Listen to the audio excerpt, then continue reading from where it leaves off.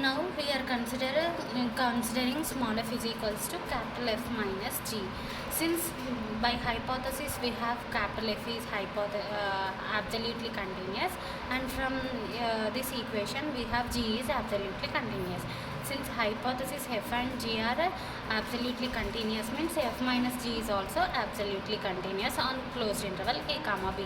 Since capital F minus g is equals to, we are considering small f, then which is also said to be absolutely continuous on closed interval a comma b. Now we are applying derivative on both sides, then we get f dash is equals to capital F dash minus capital G dash, which implies now we are, since small f is absolutely continuous, so we are using by the theorem 2, that is since f is absolutely continuous, then f dash becomes is equals to 0. That means f is a constant function almost everywhere on a comma b. Here we have f is absolutely continuous, so we are using this theorem 2, then f dash becomes 0. That means f dash minus g dash is equals to 0 almost everywhere on a comma b. Let it be equation 3 from equation double star.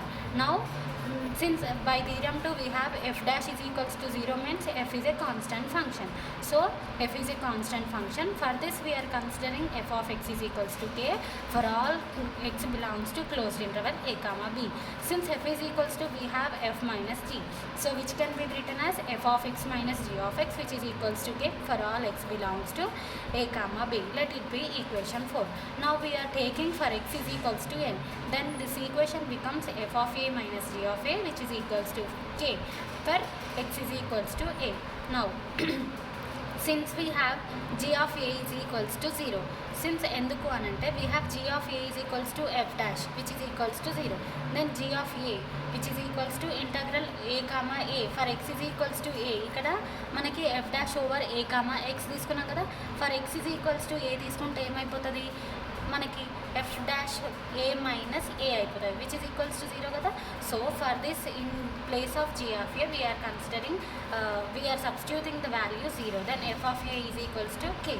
From equation 4 we have f of x minus g of x is equals to k for all x belongs to a comma b. Now transfer this g of x to right side, then we get f of x is equals to k plus g of x, but from here k is equals to f of a, so we are substituting in place of k f of a, therefore f of a g of x plus f of a for all x belongs to closed interval a comma b. Now since we are considering by equation star g of x is equals to integral f dash over a comma x, so in place of g of x we are substituting this equation star, then we get f of x is equals to integral f dash over a comma x plus f of a for all x belongs to a comma b.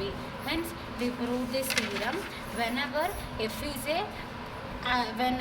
is absolutely continuous, we prove that f is indefinite integral of a Lebesgue integrable function on closed interval a comma b. Hence we prove the theorem.